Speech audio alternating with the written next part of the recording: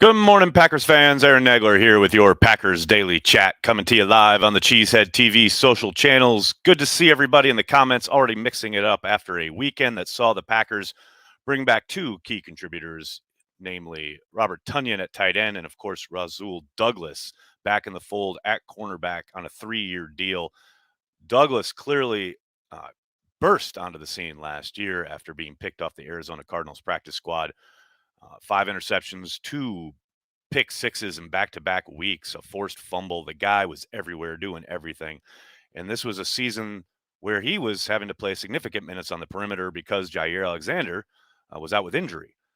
That glimpse, that peak we got in the playoff game where they had Stokes, Jair, and Rasul all on the field together at one time was certainly tantalizing. Visions of interceptions and turnover plays dancing in our heads all offseason now that Rasul is back. It will be very interesting to see how they go about deploying those three, especially when it comes to the fact that the NFL essentially is nickel defense is your base with those three corners. Wonder who's going to be put inside. I would suspect we see a lot of Jair being kicked inside, dependent on matchups. But regardless, it is going to be a lot of fun watching these three guys for the next few years in the Packers secondary. Very exciting times. And then on the Tonyan front, it's just great to get another pass catching weapon for Aaron Rodgers, especially in light of the fact that they bid Davante Adams adieu in the trade. No word yet where he is rehab wise. I haven't seen anything as far as him talking publicly or any of his representatives speaking about his rehab from the ACL injury, but hopefully they get him back at some point later in the year. Clearly, the Packers get him back on a 1-year deal. Very interesting, kind of almost a prove it situation. As we talked about kind of the last few weeks, it was hard to see him hitting the market and getting any kind of serious consideration, given that he did suffer that ACL injury in week 8. But it's great to have him back in the green and gold, and we'll see what kind of contribution the Packers can get from him in 2022. Hello to everybody in the comments. Good to see everybody, starting with Jarrett Cobb. Thanks for the super chat. We have been told Rodgers knew Adams was gone when he resigned. That has to mean he believed in the front office's plan, yeah? Unlike, cough, cough, some Packers fans in the chat. Go, Pack, go. Now, don't be casting aspersions on this fine Monday morning. Um, don't think there's any question that, Rodgers was in the loop, so to speak, whether he believed in the plan or not, or does believe in the plan. I think getting 150 million certainly helps you believe in anything. But yeah, there's no doubt that Rodgers was at least in the loop, if not explicitly on board with the idea. Um, but I also think it's interesting to see the fact that he is coming back for these next few years without Davante Adams and without a bona fide, clear cut, as of this moment, number one wide receiver. The idea of Rodgers being forced to spread the ball around, while definitely you certainly miss a player of Davante's caliber, there's no question about that. You cannot diminish his greatness. I, for one, am very excited to see how latter day Aaron Rodgers fares being forced to operate within the confines of the offense a little bit more. There's still going to be a lot of check with me at the line. There's still going to be a lot of cam plays. There's still going to be lots of adjustments from Rodgers at the line of scrimmage. But as far as zeroing in on one target, got to think those days are behind him. Who knows? Maybe they even lean on the running game a little bit more to help their quarterback. But let's not get crazy. Vince, thanks for the super chat. I think this draft going to be the draft where we all nod our heads in approval. Goot uses those picks to fill wide receiver, but build a sudden doom squad defense. I'm with that, Vince. You know that. I mean, one great way to help your quarterback and the offense is to give them more cracks at the whip, so to speak, more opportunities with the ball, turnovers, staunch 3-and-outs. I'm all in on that. But as far as what the draft will look like, I'm sure the Packers have a plan. Every team has a plan about what they want to accomplish heading into that weekend. But, depends a lot on how the board falls and where the value is and being able to be kind of reactive to it.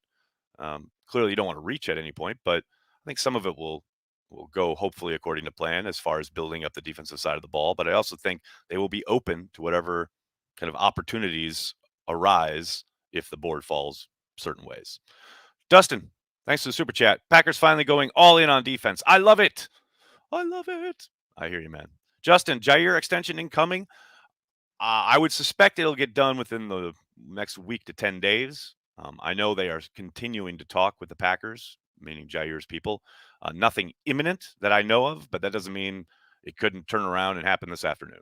But I suspect it'll happen, like I said, in the next week or so. Chris, thanks for the super chat. Good morning, Nags. Hoping to have a much better day today than yesterday. Starting off great with the Packers Daily. Thank you for everything you do. Well, thanks, Chris. Whatever happened yesterday, I hope you can put it in the rearview mirror and look ahead and get excited for a great offseason for the green and gold. How's that? What else we got here, folks? Jeff, thanks for the super chat. With Rasul and Bobby T back, how much cap space do we have left? Veteran wide receiver. You know what? That's a good question. I haven't looked to see exactly where they're at. I know by trading Devontae, they opened up a $20 million kind of hole in their cap. And they had a little bit kind of more than that, even prior to the trade. So I would suspect they're hovering around just under 20, but I'll have to take a look. Marshall, thanks for the super chat. Do you see the Packers addressing the D line via free agency, the draft, or both? Any free agent interior defensive lineman favorites? Nobody that has really jumped out to me as far as like an obvious target in free agency. I suspect they will look to the draft. It's, rare that they don't take at least one defensive lineman in the draft. In fact, up until the last draft, they had taken someone along the defensive line in at least one of their rounds, like going back to like 93 or something like that. It's absurd. So generally, the Packers do like to find some of those bigger bodies and get them out there. But again, I think it's about value. And I do think they will, as Brian says, always be looking to improve, always looking for competition. But they're not going to force it, not going to bring bodies in just to bring them in. But again, we're starting to enter that second phase, right? You're seeing already, and this isn't, Bobby Tonyan was pretty specialized because of the injury, but we're seeing a lot over the weekend and even this morning around the league, starting to see guys signing 1-year deals. I think that's the beginning of this second wave of free agency. I think there's a possibility the Packers kind of pick things over here now this week, and look at guys who might be still out there looking for a home and try and find somebody who's not, who is willing to take a 1-year deal to come to Green Bay, maybe chase a ring with Aaron. But I don't think they're going to force the issue. Jason, thanks for the super chat. What are the odds we move up to 5 or 6 and get Olave? If we get another veteran wide receiver along with a wide receiver like Olave, I could see us being dangerous.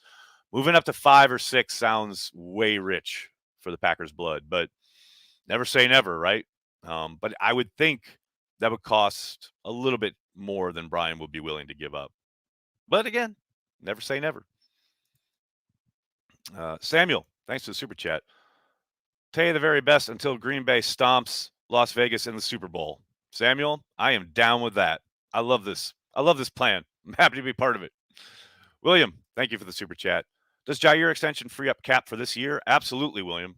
It would significantly reduce his cap hit, which is one of the biggest reasons, one of the biggest drivers I think the Packers had initially for getting that deal done. Now, obviously, the Devontae trade opens up so much space that I think the urgency drops a little bit. But yes, if and when he signs an extension, his cap number should be greatly reduced. That is one of the reasons they want to get it done. I kick ass, man. What's up? Thanks for the super chat. I just saw ESPN say there may be a rift between 12 and 17 because he wasn't mentioned in his goodbye post. Hate to ask, but think there's any issues between them. No, I don't. I do find it interesting, though, that, the narrative merchants are trying to drum that up. We never really know what goes on behind closed doors. It's very clear that Aaron, throughout, especially the last few years, has been effusive in his praise of Devontae, calling him the best teammate he's ever had, most talented player he's ever played with, etc. So I don't, the surface level public thing, he's been clear that he loves Devontae. But Devontae, is a different cat. He's a strong-willed dude.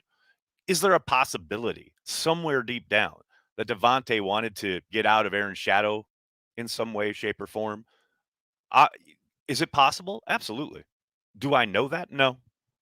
But that's what ESPN thrives on, right? Creating this drama, the narrative. Yeah, it's the off season. Got to generate content and talking points, so people will run with it. Chris, nice to super chat. Is Tonyan going to be ready for camp or too late? Oh, I'd be shocked if he's ready for camp, given that he had an ACL tear in week 8. I would think more likely coming up on maybe October, but we'll see. But no, I think camp is a little aggressive. Nuclear Family, thanks to the super chat. Are the Rams and Bucks responsible for all this free agency and trade activity this offseason? Also, what's your take on the Browns Watson situation? Whew. Starting off light, Nuclear Family. First part, are the Rams and Bucks responsible? I don't think so. I think, things have been trending towards more activity as far as player movement for quite some time. We've seen more player trades in the last like 5 to 6 years than we had probably in 2 decades. Um, do I think teams are going maybe not going for a little bit more, but are they like a little more aggressive? Yeah, probably. And do the Rams and Bucks and the fact that they, did massive talent collections kind of spur that on? Maybe in the periphery, right? Maybe a little bit. Maybe there's an owner out there or a couple owners who say, "Hey, look what they did. Go do that." But I think both of those spots are pretty specialized in their circumstances. Um, it's not every day you have you know, multiple GOAT considered quarterback drop into your laps like the Bucks did. Um, and the Rams clearly swung for the fences in a way that up until they were successful had been very unsuccessful as far as trading away and acquiring all these big names for monster contracts and eschewing the draft completely as far as premium picks go. So I don't know that that's, you can draw a straight line, but I think it's given cover to guys who maybe wanted to be a little bit more aggressive. I mean, you don't have to look much further than the Seattle Seahawks to look how it can go wrong. The Seahawks have been operating kind of that way, really aggressive, trading away picks, etc. And they've got very little to show for it after that one Super Bowl, which was a bit of a long time ago, right? So I do think it's given cover to guys who maybe want to be a little bit more aggressive, but I don't think it's that those two teams are specific sea change. Also, my take on Browns and Watson. There's a lot to unpack there, obviously. I wish this is my take on it. I wish more people would step back and allow the legal side of it to be the legal side of it, and understand that there are many levels to it and layers that most of us, I'd say 90% of us in the public, are beyond unqualified to comment on. Stephanie Stradley is a blogger and a lawyer who has been writing down in Houston for a long time. We've been friends on Twitter forever. She's been covering this case. Obviously, she has blogged about the Texans for a long time. I've done lots of content with her in the past when the Texans have faced the Packers. She's been writing great stuff, really good insight into the entirety of the process, not just kind of the public facing side of it. I wish more people would get educated on what exactly is happening. And I'm not going to go into it here. You can go read her stuff. But like when the Browns put out that statement yesterday, they clearly are going to do that. They have to have some kind of comment on acquiring a player with this much happening off the field legally. That said, the dunking on the comment and the instant indignation and blah blah blah. I get it's easy. I get it's fish in a barrel. I understand it's an easy target, but man, it accomplishes nothing and it diminishes the seriousness of the situation. So, to me, if you look at my Twitter feed, I have very much stayed away from commenting on it for that reason. I've highlighted Stephanie's work a few times, but that's it. As far as the football side of it, they want to win. They found a guy who they think is really talented and can play quarterback for them for a major cost. I mean, and not just monetary, not just draft picks, but goodwill to certainly some parts of their fan base, around the league, etc. But as far as like the legal side of it, again, there are multitudes of layers of levels here that I am nowhere near qualified to comment on, and I will leave it at that. But I highly encourage you to check out Stephanie's work on this because it is excellent. Too old for this. What's up, man? Thanks for the super chat. With 17 gone and a more open offense, any chance Matt is awesome LaFleur finally gets the credit he has earned? I hope so, man. I hope so. I really hope they kind of retool the offense, make it more multiple, lean into the running game a little bit more, and then really allow this offense to kind of flow in a non kind of making everything happen the line of scrimmage centric way. And I know that's not going to ever be completely the case when Aaron's in town, but I do think part of this, by trading away Devontae, you do open things up. You do open up possibilities. It does allow perhaps for a little bit more creativity. And I hope that Aaron embraces that. And I hope Matt is allowed to get a little bit more credit because, it's obvious when Aaron and Devontae are putting up these insane numbers. You love it. It's amazing. They're incredibly talented. But I do think in the public kind of, eye, it does diminish the work Matt has done. And not just Matt, Nathaniel Hackett and Luke Getzey, et cetera, although obviously they have moved on. But yeah, I hope it does. I really do. Tiny Man, thanks for the super chat. Peter King says Goody is doing what you need to do for the betterment of the Packers' future. Whew, baby. Well, that's an argument. It's not one I would completely agree with, but that's an argument. Um, securing hopefully another Lombardi is obviously the goal, and he feels this is the best way to go about it. There, I understand, but at the cost and risk cap wise of what they've done so far as pushing money out, it's hard to say that that's the case. Walter, what's up, man? Thanks for the super chat. Aaron helped Tay get paid. Time to get MVS paid. Well, it was interesting. I saw a couple mentions of MVS looking for a $7 to $10 million deal. There's still a chance that he could be back in Green Bay. I hope that is the case. Um, we've seen a couple wide receivers sign now, so I hope the dam breaks and he gets paid early this week. And hopefully it's in Green Bay. But we'll see. Mark, thanks for the super chat. Given the choice of Tay versus first and second, Sewell, Bobby, and probably MVS, I don't think anyone takes Tay. Love him, best wide receiver in the league, but 30 years old and 28 mil per year, not for me. I hear you, but it's not an either or proposition for the most part. The Bobby thing I think probably can get done even if they keep Tay. Sewell sounds like they probably would have lost him, but it's not impossible. MVS, now he's probably gone if they have Tay on the roster. So, the first and second round picks, obviously, nice return. But you have to hit on those picks. Don't forget, that's a big component here. But I hear you, Mark. As far as like paying that money to a 30-year-old wide receiver in the league, I mean, we've seen guys 30 plus have productive seasons, but I think it's a pretty specialized situation with Devontae, especially with his connection with the quarterback. I didn't hate the idea of bringing Devontae back at that. Let's just say that. Carl, thanks for the super chat. Good morning. Our concerns are still pretty young. Our corners are still pretty young. It would seem their ceiling is high for continued improvement in Barry's system. Hot damn. That's the thing. The idea that these guys can grow together is amazing. But at least the next 2 years, if not 3. You get Stokes coming into his second year. Jair still on his rookie deal, at least for the time being. And Rasul, obviously, still, has a lot of starting experience in the league and playing experience. But he's almost the elder statesman, in some ways. So it's exciting. It definitely is exciting. And we'll see what they do as far as mixing in some of the sub packages, safety position. I think they still need to address depth there. I think, there's probably some depth at corner. Who knows what Gene Charles might give to them down the stretch here. Maybe he plays a little bit in dime. But yeah, exciting stuff. Chris, thanks again. My favorite take on the Browns-Watson situation is Browns gonna Browns. They just seem to have such a surface point of view on running a football team.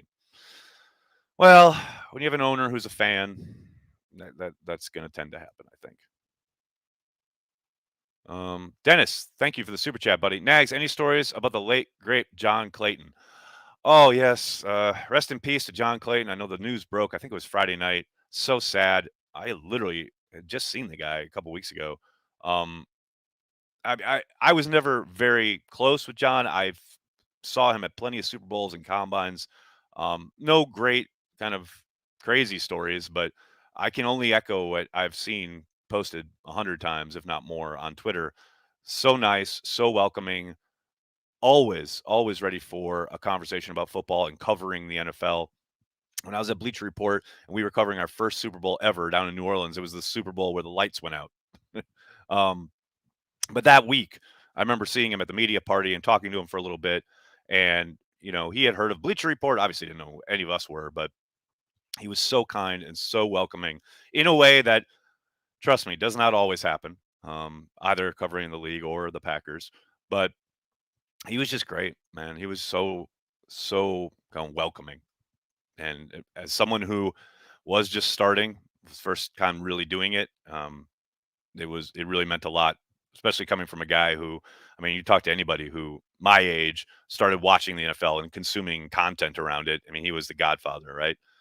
His columns at ESPN were must read stuff. Loved, never missed him on any of the NFL hits he did on ESPN. Just a big loss, no doubt. Walter, thanks again. With Tay, the offense sort of reminded me of ISO ball in the NBA. That is a excellent comparison. And I know people will come in here and talk all sorts of like, oh, it's different because I understand that.